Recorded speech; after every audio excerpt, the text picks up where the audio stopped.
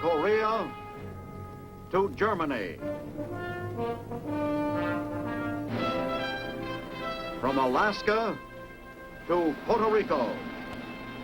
All over the world, the United States Army is on the alert to defend our country, you, the American people, against aggression. This is the big picture. An official television report to the nation from the United States Army. Now, to show you part of the big picture, here is Sergeant Stuart Queen.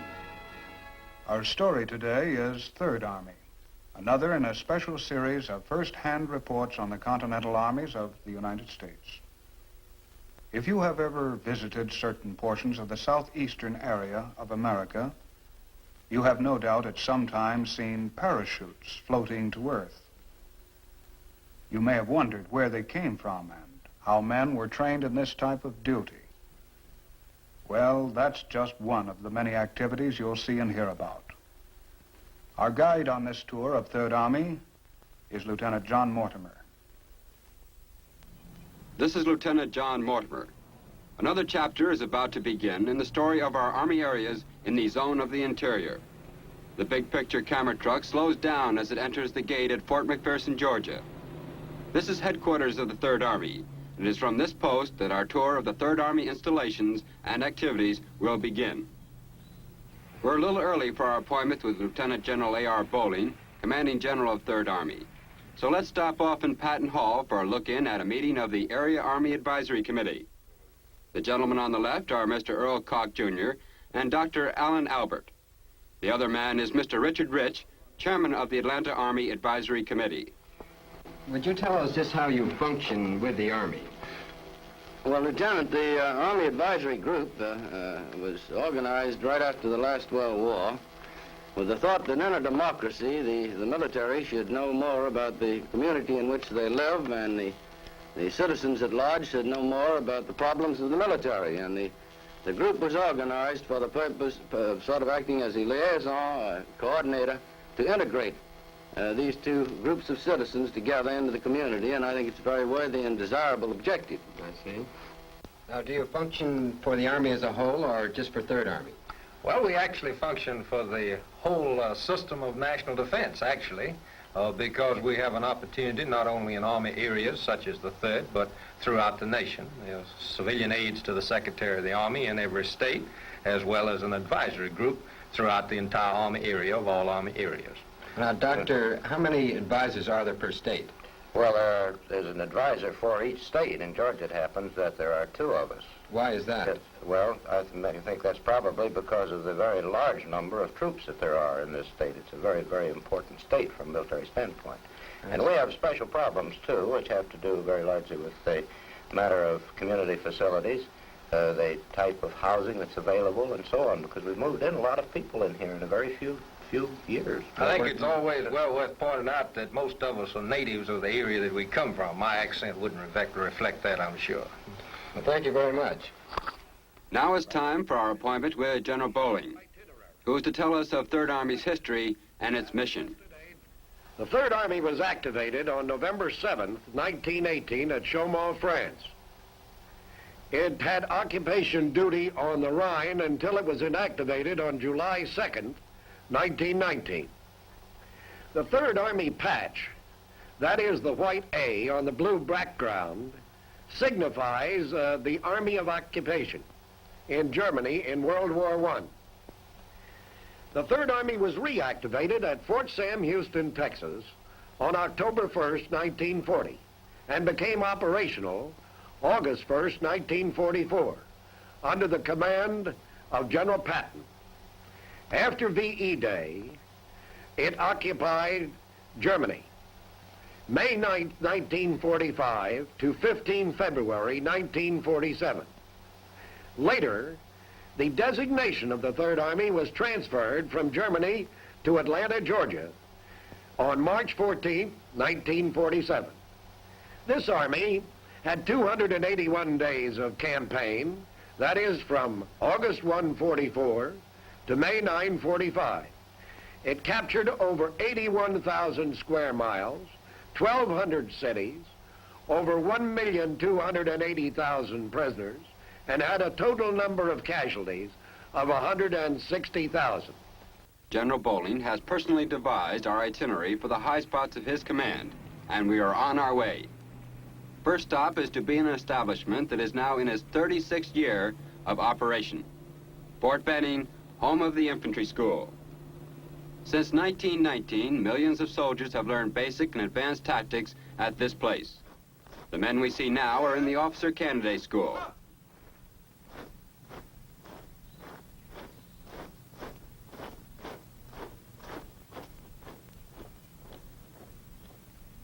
These future leaders undergo intensive training in every phase of military knowledge needed for leadership. All of them are men from the ranks who have been selected for advancement. Most of the activity at Fort Benning revolves around the infantry school. The soldier students are here to sharpen their abilities as infantrymen and to learn of the new developments in this complicated business of defense. Our big picture camera truck trundles over rough terrain to watch one of the many demonstrations which clearly illustrate the problems learned in class. Major Mansfield holds the microphone. Gentlemen, earlier this afternoon we have discussed the methods of attack and the fundamentals that goes in having infantry and tanks work together. Now let's look at the component parts of this small but highly effective infantry tank team. We have on one side combat infantrymen. Here's a typical squad coming into position on your left. Watch, pull. Order, pull. Right, creep. Great fifth. All of you gentlemen are familiar with this rifle squad and the weapons with which they are armed. I'd like for you to note the added firepower in the present rifle squad of the extra BAR. Now the other member of this team are the tanks that you see sitting further to your left. Those 5 tanks are one platoon that make up the normal infantry tank team when they are attached to a rifle company. How would you, as a future rifle company commander, like to have a platoon of tanks attached to your rifle company? Do you realize that on each tank, in addition to the several machine guns, they have their normal armament, the 90-millimeter gun?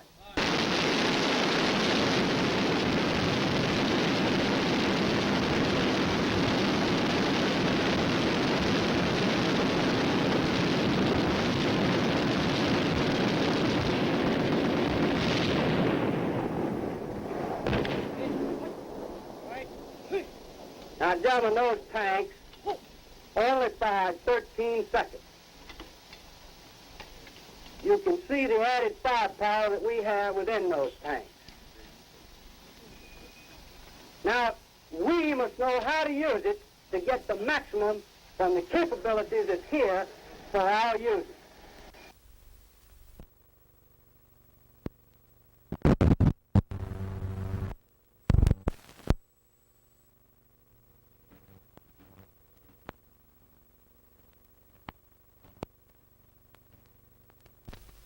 Now, gentlemen, this particular firing that you've seen by this tank platoon, we call saturation fire. We must realize our part that we must play as infantrymen to protect these tanks. There are many weapons and obstacles on the battlefield which affect the operation of these tanks to a great deal more than they do our infantry. We must serve as infantrymen as the eyes and ears, in many cases, for these tanks. An example of this is a tank hunter team. What is a tank hunter team? A tank hunter team is any group of infantrymen armed with a short-range anti-tank weapon. Here is a friendly tank hunter team going into position with a rocket launcher.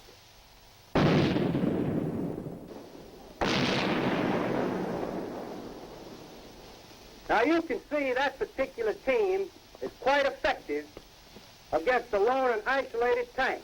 And it is our duty and our responsibility to pick that up and destroy it by the use of our infantry weapons. I would like for you now to move forward to the bleachers to your front to witness a demonstration which will be composed of a infantry platoon and a tank platoon in the assault of an objective. Move forward, please.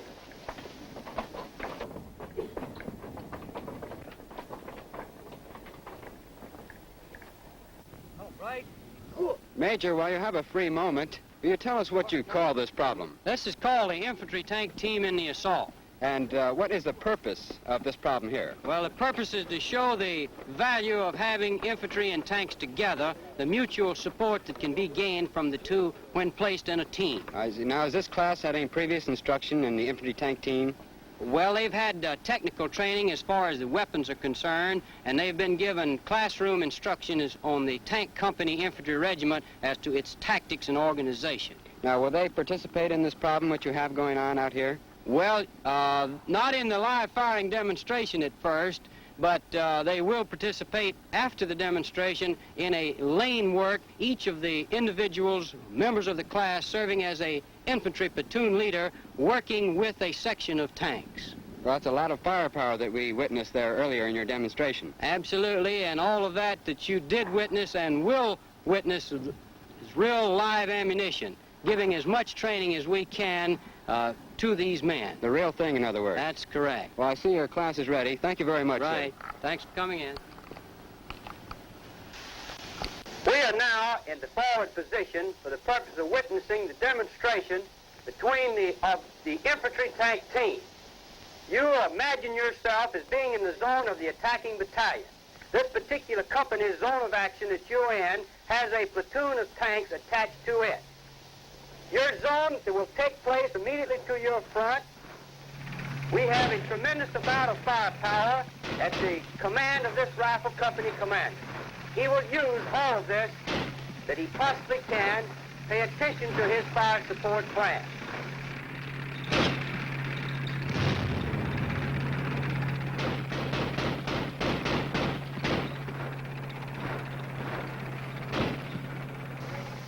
Gentlemen, this concludes our demonstration.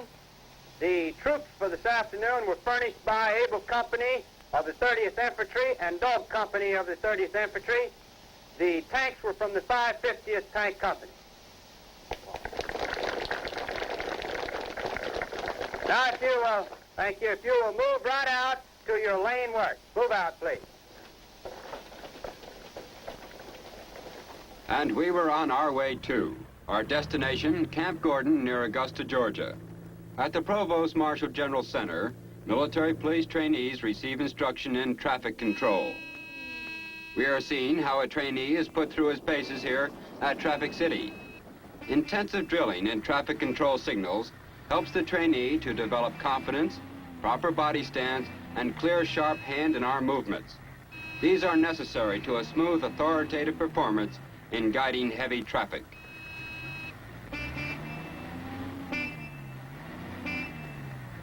The Criminal Investigation Laboratory is the only military criminal lab in the zone of the interior. Lieutenant Colonel Tolkien is the officer in charge here at the Criminal Investigation Laboratory. Colonel, I see you have two tests going on here. What is this first one? This man here is now determining whether a narcotic or one of the barbiturates is present in evidence submitted by a field investigating detachment. We have many tests of this type being performed at all times. And the second test, I see some GI socks. Oh, yeah, this is a case that is rather peculiar. It was sent in to us from a storage depot in the Alaskan Command, and these Army socks were subjected to a fire of unknown origin. It is up to us to determine, if possible, the cause of that fire. Then you're going to sort of recreate the fire. Yes. This test that is now being conducted is to determine the ignition temperature point. And from that, we can determine whether the article itself is of a combustible nature or whether it was intentionally set. And we hope to be of an assistance in the solution of this case before we are through. Well, that's very interesting, Colonel. Thank you for talking to the big picture I'm camera. very glad to have been able to assist you. Bye now.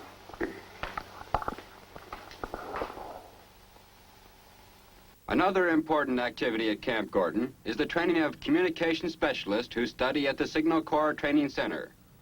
This small group is inspecting a modern tool of a soldier called Radiac, a supersensitive instrument used to detect and compute radioactive particles present after an atomic explosion. An interesting spectacle is the pole orchard. A game of catch is useful in teaching these lineman trainees to become free and easy while perched at the top of a telephone pole. As for getting down in a hurry, training by closed-circuit television transmission is another feature of the Southeastern Signal School. We're going to visit one of the classrooms which use this electronic teaching miracle and learn more about it from Lieutenant Colonel White. Carrier repeater system. With the switch down in DC line position, then your magnet... Colonel, if we'll step back, I'd like to have you tell our big picture audience just about this Broad Horizon TV classroom here. Certainly, Lieutenant.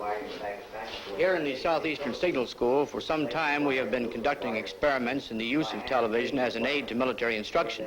We have progressed to the point where a number of hours of instruction are given during the regular courses here in the school. We find that we are able to bring to the attention of the students, all of the students, not merely those in the front row, the various intricate, small, and complicated parts which are used in various items of signal equipment. Was this something that is going to be Army-wide someday, Colonel? We expect that it will, Lieutenant. We're quite confident that it will in the future. That's a great field. We think so. They can help instruction. It has been a great help to us thus far, and we expect that it will become even better. Thank you very much, sir. Not at all. We'll be heading north now, on our way to a point 50 miles below the state capital of North Carolina, to Fort Bragg, home of the famed 18th Airborne Corps.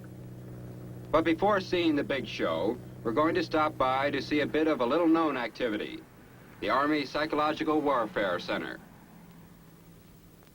Lieutenant Marty Moore here, who is chief of the leaflet section, knows a lot about psychological warfare. Lieutenant, how would you sum up Psy-War? Sum it up?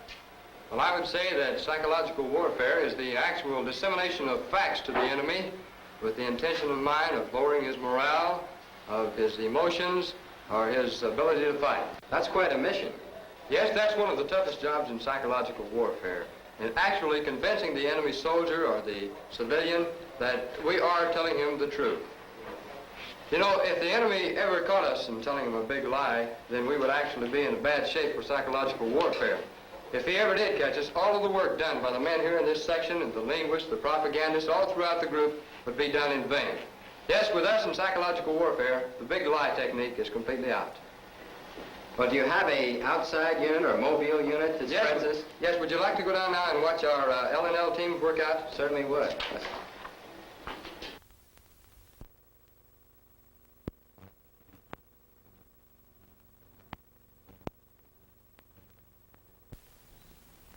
A short walk and we're at the site of the field unit. See the Jeep over there? Listen. What is he saying? Attention, attention. 軍人的中國人民政府，我是一個自由人民，向聯合國代表。 Soldiers of the Chinese Communist Army, this is the voice of United Nations. This is the voice of the peoples of peace. 你們的糧食不久能燃燒。 Soon you will have no more food. It is senseless to continue fighting. Use your safe conduct passes. Come over to United Nations lines. Very interesting. Thank you very much, Lieutenant. More than welcome, Lieutenant Mortimer. Perhaps the most exciting outfit at Fort Bragg is the 18th Airborne Corps. That's Major General Cleland, Major General Farrell, Brigadier General Walker, and Brigadier General Daniel. They're going to lead their units in a practice jump, and with just a little persuasion, we might get them to let the big picture camera crew go along. It was suggested that we become temporary members of the 18th and participate. And before he can change his mind, your guide is being strapped in a parachute. While the plane is loaded, I'm trying to remember all I ever knew about the proper method of making a jump. Because after that door closed, there was no way to get back to the ground again except by the same route as all the others. During the flight, I sit next to General Cleland, who wears the wings of a master jumper. He briefed me on what was to come, and we are going to jump from a medium altitude, 1,800 feet. The pilots fly to our target area, and from then on, things happen in a hurry. The general is first out of the plane, and I'm right after him. And this is the way the ground looks from an altitude of less than 1/3 of a mile. The general shouts instructions to me as we lead a long line of chutes. Then we make our landings. Watch the way the general made his.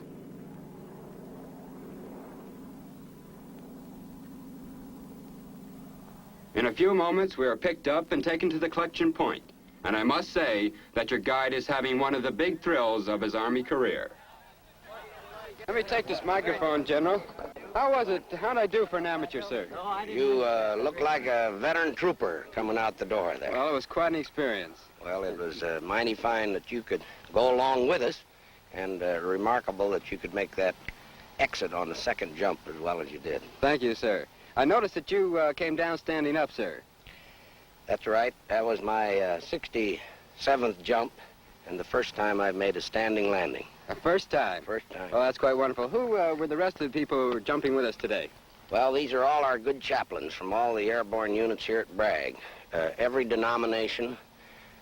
These chaplains jump with the men constantly. They're always with them. Oh, that's wonderful. That's wonderful. Well, it's quite an experience, sir. Thank you very much. Thank you very much. Pleasure. Right, sir. No charge. Hey. We leave Fort Bragg and head for Alabama, and an installation which started as an artillery range and grew into what has been called a military showplace. Fort McClellan is our destination.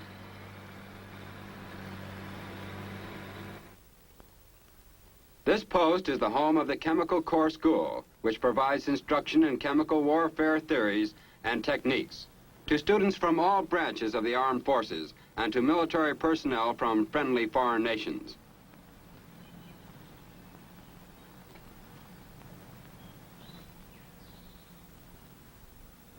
Much of the work here is done in the field, where the Chemical Corps School conducts many kinds of experiments and practice problems. We are in time to witness one of them. In this case, clouds of smoke create a situation for a decontamination exercise. Carrying spray guns and other equipment, the students pierce the smoke-filled field and start their operations. This particular problem is to free equipment from dangerous chemicals or gases. Wearing their special clothing, these men look as though they came from a planet from out of space.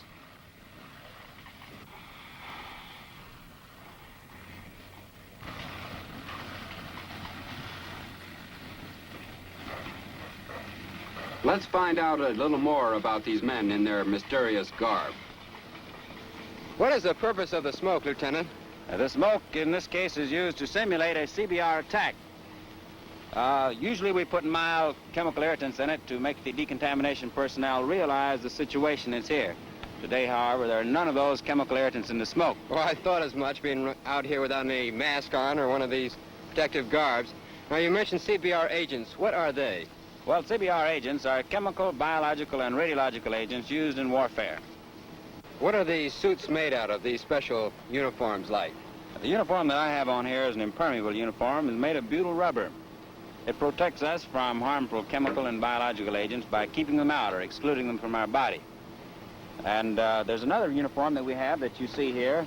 This is what we call combat protective clothing.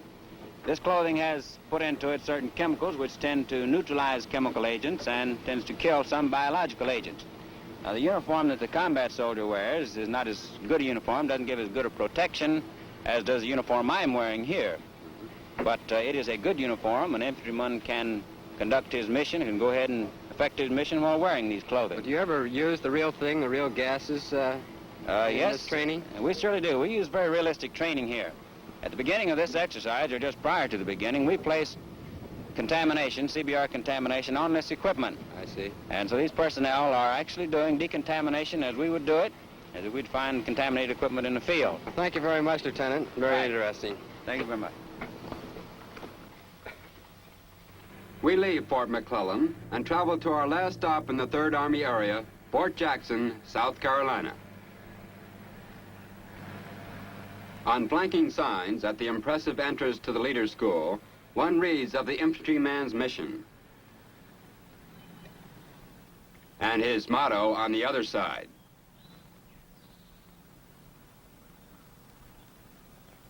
Our first stop is to watch a group in the infantry leader's course, faced with the problem of fording a stream bearing a wounded buddy. A medical corps man gives him advice and encouragement of a sort.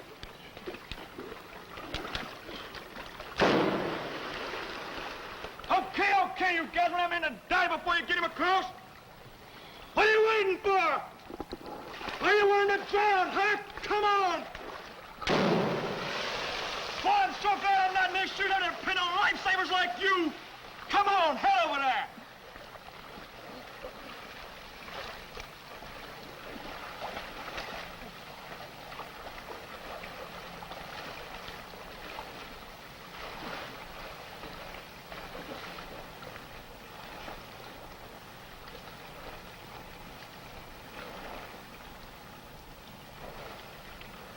That extra tough talk is premeditated.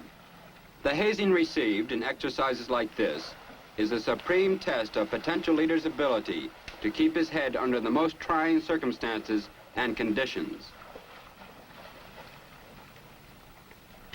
All the techniques adapted to foot soldiering from time immemorial are taught here at Fort Jackson. On this field, effective concealment practices are demonstrated for trainees, and to some of them, it's entertaining as well as instructive. Camouflage of equipment, not only from ground observance, but from the air as well, is another phase of knowledge imparted to these new soldiers who have only just begun their military service. And as these men begin their training as soldiers on a huge post in South Carolina, named for one of America's great historical figures, Andrew Jackson, the big picture camera ends its tour of the 3rd Army area. We've traveled hundreds of miles through the southeastern United States to bring you the highlights.